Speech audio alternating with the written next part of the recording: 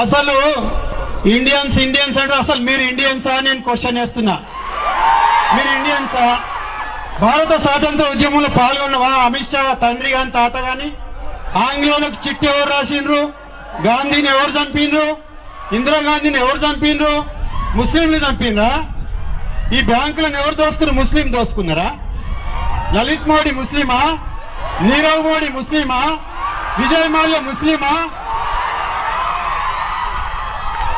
అమెరికాలో 40 లక్షల మంది ఎన్ఆర్ఐలు ఉన్నారు. మోడీ గారు, అమిత్ షా గారు. అట్లనే మీ హిందువులు ఇండియన్స్ ని మా దేశంకి వెళ్ళి నీ గుద్ద మీద కానీ ట్రంప్ గాని వెళ్ళబడితే వాళ్ళు ఎక్కడొచ్చి ఉండాలి? ఆ 40 లక్షల మంది ఎక్కడ ఉండాలి? ఇతర దేశాల్లో ఉన్నటువంటి భారతీయులను కోట్లాది మందిని మీరు ఇండియన్స్ మా దేశంలో ఉండొద్దని ముస్లిం దేశాలు వెళ్ళబడితే ఎక్కడ ఉండాలి? ముస్లిం కా ఇరానీ చాయ్ బిర్యానీ అయితే మంచిగా ఉంటుంది, ముస్లింలు మంచిగా ఉండరు. ముస్లిం దేశాల్లో పెట్రోల్ బాగుంటుంది, ముస్లింలు బాగుండరు. సౌదీ రాజుతోటి అలై బలై బాగుంటుంది, ముస్లింలు బాగుండరు. క్రిస్టియన్స్ బాగుండరు, కానీ రఫేల్ విమానాలు క్రిస్టియన్లు కావాలి. క్రిస్టియన్ దేశాలు బాగుంటాయి, కానీ వాళ్ళు కనుగొన్న విజ్ఞానం అంతా కావాలి. ఏం కనుగొన్నారా మీరు? ఓకే, నేను హిందువునే, నేను బీసీ హిందువును. మోడీ గారు నువ్వు బీసీ అంటున్నావు కదా, బీసీల కోసం ఏమైనా చేసినావా? ముస్లింలను పక్కకు పెట్టు. సరే, వేళ మా మతస్థులు కదా, మా బీసీల కోసం ఏం చేసినావు? మా ఎస్సీల కోసం ఏం చేసినావు? ఏమన్నా రిజర్వేషన్ పెట్టినావా? వీపీ సింగ్ మండల్ కమిషన్ వస్తే మీరేం చేశారు? మీరు కమండలని అయోధ్య ఉద్యమం తీయలేదా? మీరు బీసీలకు అనుకూలమా? మీరు ఎవరికి అనుకూలం కాదు. సైతాన్ ఎవరికి అనుకూలంగా ఉంటారా? అని సైతాన్ ఎవరికి అనుకూలంగా ఉన్నది?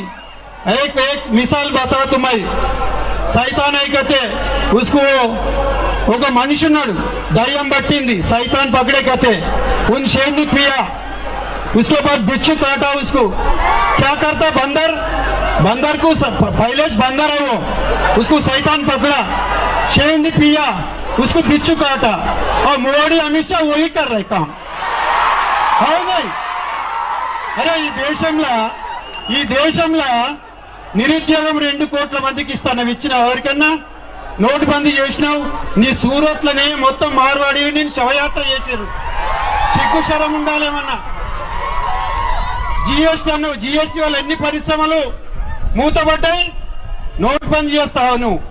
నోటు బందీగా నిరుద్యోగం బంద్ చేయు, ఆకలి బంద్ చేయు. నిరుద్యోగం బంద్ చేయు, ఆకలి బంద్ చేయని చెప్తున్నాం, అభివృద్ధి చేయమని చెప్తున్నాం. మొత్తము దేశ స్వాతంత్రంలో లేరు వీళ్ళు, దేశ అభివృద్ధిలో లేరు. ఒకటి మాట నేను అడుగుతా లాస్ట్ కి, కాజాబాయికి 1 నిమిషం అడుగుతున్నా. నీకు బలం ఉందని పార్లమెంట్ లేదంటే అది చట్టాలు చేస్తారా? ఇక్కడ బారిస్తారు అసదుద్దీన్ గారు ఉన్నారు. రాజ్యాంగము ఏ చట్టం చేస్తే అది నడవది. రాజ్యాంగం మూల సూత్రాలకు వ్యతిరేకంగా ఏది చేసినా పార్లమెంట్ లో బిల్లు పెట్టినా ఫోటో లాంటివి కూడా ఎత్తేసిండ్రు. డాక్టర్ బాబాసాహెబ్ అంబేద్కర్ గారు ఒక సందర్భంలో చెప్పాడు, నన్ను నా రాజ్యాంగాన్ని బతికించండి, నేను బతికినట్లే. నా రాజ్యాంగాన్ని చంపితే నేను చనిపోయినట్టే చెప్పిండు. ఇప్పుడు మనం అంతా ఏం చేద్దాం? అంబేద్కర్ రాసిన రాజ్యాంగాన్ని కూడా మనం బతికించాలి. అప్పుడే ఈ ఇండియా కూడా అన్ని మతాలు, అన్ని కులాలు కూడా బతుకుతాయని నేను భావిస్తున్నా. మనం అందరం కూడా ఇంతకుముందు మల్లేష్ గారు చెప్పిన ఇవన్నీ కహానీలు వద్దు బాయ్.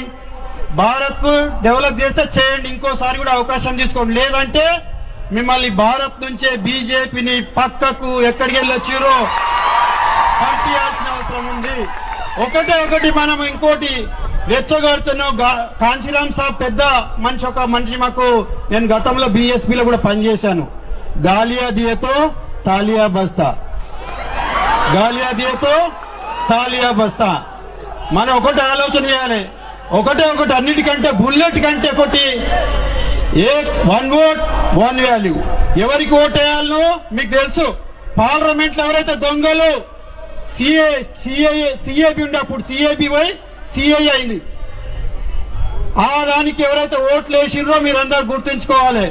ఎన్ఆర్సీ ఉండాలని, సిఐఏ ఉండాలని ఏవైతే పార్టీలు మద్దతు చేసినాయో ఆ పార్టీలన్నింటినీ భారతదేశం వైపుకు అవతలికి పారగొట్టాలి. ఒకటి జ్ఞాపకం ఉంచుకోండి. కేసీఆర్ గారు సెక్యులర్ ఉన్నారు కాబట్టి మనం ఇంకా సెక్యులర్ పార్టీలతోటి ఈ భారత రాజ్యాంగాన్ని మనం రక్షించుకోవాలి. We are true Indian. జై భారత్, జై భీమ్, జై పూలే.